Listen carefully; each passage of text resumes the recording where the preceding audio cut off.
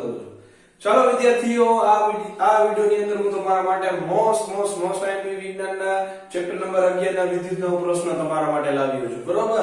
અને કેટલું વાંચવું, કેટલું ન વાંચવું, બરોબર, આ બધી વસ્તુ હું તમને આ વિડિયોની અંદર સરખી રીતે સમજાવવાનો છું। તો આપણી ચેનલને લાઈક કરો, સબસ્ક્રાઇબ કરો, તમારા ભાઈબંધ મિત્રોને પણ શેર કરો અને જેમ બને તેમ વધારે શેર કરો કે જેથી એને પણ આ બધી વસ્તુની જાણકારી સમયસર મળતી રહે। તો ચાલો વિદ્યાર્થીઓ, આપણે વધુ સમય ન લેતા આપણે વિડિયો ચાલુ કરશું।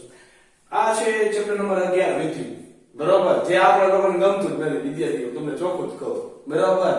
અરે મને બધે નો ગમતું એને વાંચવું, આમાં શું વાંચવું, આમ ને તેમ મૂકો લપ, બરોબર। પણ વિદ્યાર્થીઓ, આ ચેપ્ટર જે છે ખાસ છે અને વાંચવું પણ પડશે આ ચેપ્ટરમાંથી। અને કઈ રીતના વાંચવું અને આ અત્યારે હાલમાં છે, બરોબર, અને આગલા વર્ષમાં પ્રશ્નો કેવી રીતના પૂછાઈ ગયા છે, આ બધી વસ્તુ હું તમને સમજાવવાનો છું। રેડી? તો ચાલુ કરીએ આપણે। મેં અહીંયા 4 અને 3 માર્કના ક્વેશ્ચન લખેલા છે। હવે તમને એમ થતું હશે સાહેબ કેમ 4 અને 3 માર્કના લખ્યા? ગાલા અસાઇનમેન્ટમાં તો આનો 4 માર્કનો પ્રશ્ન પૂછાતો જ નથી, તો શું કરવાનું? તો જો વિદ્યાર્થીઓ, ખાસ સૂચના એક હું તમને આપવા માંગુ છું। ઘણીવાર બોર્ડ વાળા એની પેપર સ્ટાઇલ ચેન્જ કરી નાખે છે। પેપર સ્ટાઇલ એટલે કે બ્લુપ્રિન્ટ એની ચેન્જ કરી નાખે છે, બરોબર, બ્લુપ્રિન્ટ। તો એ બ્લુપ્રિન્ટમાં શું 3 માર્કનો પ્રશ્ન 4 માર્કમાં કરી નાખે ઘણીવાર। તો આ વસ્તુ તમારી સાથે પણ બની શકે એમ છે, તો આ વસ્તુનું ખાસ ધ્યાન તમારે પણ રાખવું જરૂરી છે, બરોબર। અથવા તો પેપર સ્ટાઇલ પ્રમાણે પૂછાય તો કઈ વાંધો છે જ નહીં, બરોબર, જે બ્લુપ્રિન્ટ છે એઝ ઇટ ઇઝ જે એમને પૂછાય તો કાઈ આપણે વાંધો છે નહીં। તો એમાં જે પ્રશ્ન જે છે, અવરોધના શ્રેણી જોડાણ માટેનું સમતુલ્ય સૂત્ર અને અવરોધના સમાંતર જોડાણ માટેનું સમતુલ્ય અવરોધનું સૂત્ર ધારો, શ્રેણી જોડાણ અને સમાંતર જોડાણ। તો જો ખાસ કરીને હું તમને સૂચના કરું, આ જે બે પ્રશ્ન જે છે 2023 અને 2022, બરોબર, 24 માં તમે પરીક્ષા દેવાના છો, આ બે પરીક્ષામાં એને તમે જોયા હશે, તમે બધા એને એક પેપર તો તમે ખાસ કરીને જોયું હશે, જ્યાં લગી મારી જાણકારી છે ત્યાં લગી। તો એમાં તમને આ પ્રશ્ન 4 માર્કમાં તમને દેખાડો હશે, તમને એમ થાય કે આ 4 માર્કનો પૂછાઈ ગયો, અહીંયા શું કરવું મારે? તો કાઈ નો કરાય વિદ્યાર્થીઓ, વાંચી લ્યો, પૂછાય એવો પ્રશ્ન છે, બરોબર। પણ અહીંયા અત્યારે મેં 3 માર્ક આ બ્લુપ્રિન્ટ પ્રમાણે 3 માર્ક માટે, બરોબર, નો વાંચો, જો બ્લુપ્રિન્ટ વિના તમે જો તો 4 માર્ક માટે પણ એલિજિબલ છે પ્રશ્ન। અને આ બે પ્રશ્ન એટલા મોસ્ટ એમપી છે, વાત જ પૂછો મને, બેઠા રોકડા માર્ક મળે એમ છે, બરોબર। હવે ત્રીજો પ્રશ્ન શું છે? જોલનો તાપીય નિયમ લખો અને વિદ્યુત પ્રવાહને કારણે વાહકમાં ઉદ્ભવતી ઉષ્મા કઈ બાબતો પર આધાર રાખે છે? આ પ્રશ્ન પણ મોસ્ટ એમપી છે। ઓહમનો નિયમ, હવે તમને થાય છે આ ઓહમનો નિયમ ચકાસો એટલે સાહેબ શું લખ્યું? યાદ હોય તો તમે કદાચ 9મીમાં તમે વાંચ્યું છે, ઓહમનો નિયમનો ટોપિક ચાલુ છે, ઉપર પ્રવૃત્તિ લખેલી છે, નીચે ઓહમનો નિયમ લખી અવરોધકતાનું સૂત્ર તારવો, એવું બધું લખેલું છે। ઈ જે ઉપર વાળું જે છે ને પ્રવૃત્તિ ઈ આમાં લખવાનું। હવે તમે એમ થતું હશે આ સાઈડ પર કશું નવું લઈ જો વિદ્યાર્થીઓ, તમને પહેલા કહું કાંઈ નવું નથી, કેમ કે બોર્ડ વાળા જે છે કે દર વખતે પ્રવૃત્તિમાંથી કંઈક ને કંઈક ઈ લોકો પૂછી કાઢે છે, બરોબર, એટલે એક જાતનો ઈ પ્રયોગ જ તમે કહી શકો। તો બરોબર, તો ઈ પ્રયોગ જે છે ઓહમના નિયમનો સરખી રીતના તમારે વાંચવાનો છે, ને આ જ પ્રયોગને બીજા નામથી નહીં તમને પૂછી શકે એમ છે કે વિદ્યુત સ્થિતિમાન અને વિદ્યુત પ્રવાહ વચ્ચેનો સંબંધ ધરાવતો સંબંધ ચકાસો। તો સંબંધ ચકાસો આવું પૂછે તો એમાં તમારે આ જ લખવાનું થઈ છે, આ ઓહમના નિયમ પર, કેમ કે ઈ એના ઉપર જાજુ બંધ બેસતું હોય છે, બરોબર। હવે 2 અને 3 માર્ક માટે પરફેક્ટ એલિજિબલ પ્રશ્ન, ઘરેલું વિદ્યુત જોડાણના શ્રેણી જોડાણના ગેરફાયદા જણાવો અને ઘર વપરાશમાં વિદ્યુત જોડાણના સમાંતર જોડાણના ફાયદા જણાવો।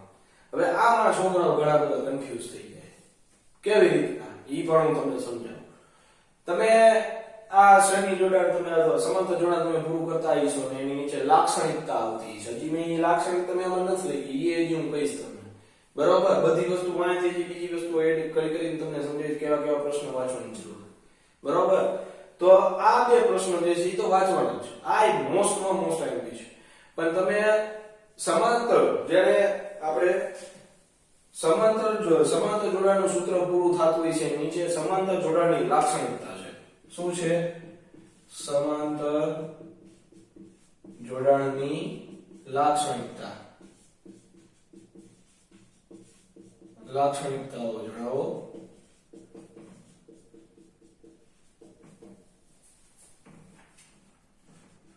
અને હજી એક પ્રશ્ન છે,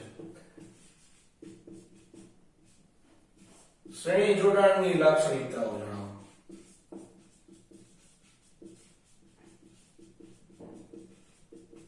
રેડી? ચાલો, તો આ બે પ્રશ્ન છે આ 2 માર્કમાં પૂછી શકે એવા છે અને વાંચવા જેવા છે, બરોબર. અને બીજી વસ્તુ, જ્યારે સમાંતર જોડાણ પૂરું થતું હોય છે અને નીચેથી કંઈક એક બોક્સ વાળું ચાલુ થતું હોય છે, આપણે નવમીમાં ભૌતિક વિજ્ઞાનમાં બોક્સમાં ઘણું બધું આપેલું હોય છે, તો એમાંય તમને એમાં શ્રેણી જોડાણના ફાયદા ગેરફાયદા બે લખેલા. હવે તમે કન્ફ્યુઝ થઈ જશો, શું લખવું શું ના લખવું. તો જો વિદ્યાર્થીઓ, સીધી ને સિમ્પલ વાત છે, તમે ઘર વપરાશને રિલેટેડ પ્રશ્નો હોય તો એક્ઝેક્ટ એની બાજુમાં જે પ્રશ્નો લખેલા છે ઇઝ એઝ ઇટ ઇઝ તમારે લખવાના, બરોબર. બીજી વસ્તુ, ખાલી એમ પૂછે સમાંતર જોડાણના ફાયદા, બરાબર. તો જે ઓલો બોક્સમાં બ્રેકેટ વાળા છે ને, તો ઈ વાળા ફાયદા બધે લખી નાખવાના, અથવા તો તમે ઘરેલું વપરાશના લખશો તો એ આવી જ જશે એમાં, બરાબર. અથવા તો આ બે પ્રશ્નો કાંઈ સરખી રીતના વાંચો, બીજું કાંઈ નહીં. હવે આ જે બે વસ્તુ પતી જાય તે પછી બે પ્રશ્નો બીજા એવા રહે છે કે જે પૂછાય એવા છે. ટૂંકનો લખો વિદ્યુત ફ્યુઝ. હવે તમને એમ થતું હોય છે આ વરી પાછો ફ્યુઝ છે, એ કોમાઈ ફ્યુઝ છે, આમાં વિદ્યુત ફ્યુઝ પૂછે ત્યારે તમારે ચેપ્ટર નંબર 11 વિદ્યુતના ચેપ્ટરના ફ્યુઝ વિશેનું તમારે લખવાનું થાય, બરોબર. અને ખાલી ઓલો સિમ્પલ ફ્યુઝ પૂછે તો એ તમારે 11મા ચેપ્ટરના ફ્યુઝનું તમારે લખવાનું થશે. આ બે વચ્ચે આટલો ફરક પડશે, બરોબર. મેં વિદ્યુત પાવર, હવે તમને આ પાવર વળી પાછો પાવર હું લેન્સનો પાવર, ઈ તો લેન્સનો પાવર, આ ખાલી વિદ્યુત પાવર. તો આ સૂત્ર પણ તારવાનું તમને પૂછાઈ શકે એવું છે, બરોબર. તો સરખી હવે વાત કરી દાખલા. તો દાખલાઓ કેવી રીતના કરવા? તો દાખલાઓ કરવા માટે તમારે કેના વિદ્યુત સ્થિતિમાન, વિદ્યુત પ્રવાહ, પછી અવરોધકતા, પછી લેન્સનો પાવર, વિદ્યુત પાવર, આ બધી વસ્તુઓના તમારે શું કરવાના? લેન્સનો પાવર તો જો કે વિદ્યુત પાવર તો કદાચ મારા હિસાબથી નીકળી ગયેલું છે, તો મેં ખોટું લખી નાખેલું છે એટલે આપણે કાઢી નાખી, ચાલો, બરોબર. તો કરવાનું શું એ હું તમને કહી દઉં. તો આમાં એવું તમારે કરવાનું છે, બરોબર.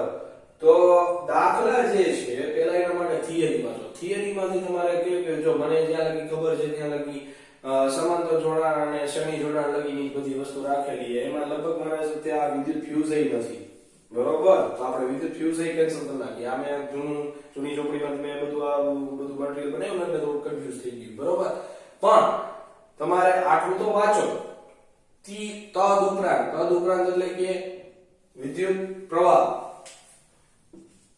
પ્રવાહ, પછી વિદ્યુત સ્થિતિમાન,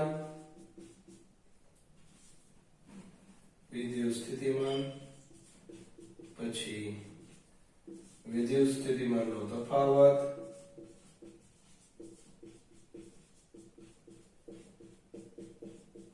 બરોબર. અને પછી અવરોધકતા. આ બધાના પ્રશ્નો તમારે વાંચવાના. કેમ? હવે હું તમને સમજાવું. એક તો આ બધાની વ્યાખ્યા વાંચી નાખો, એનું સૂત્ર વાંચી નાખો, સંજ્ઞામાં કઈ રીતના લખાય, એનો એસઆઈ એકમ કયા સાધનથી માપવામાં આવે, આ બધી વસ્તુ વાંચેલી તમારી હોવી જોઈએ.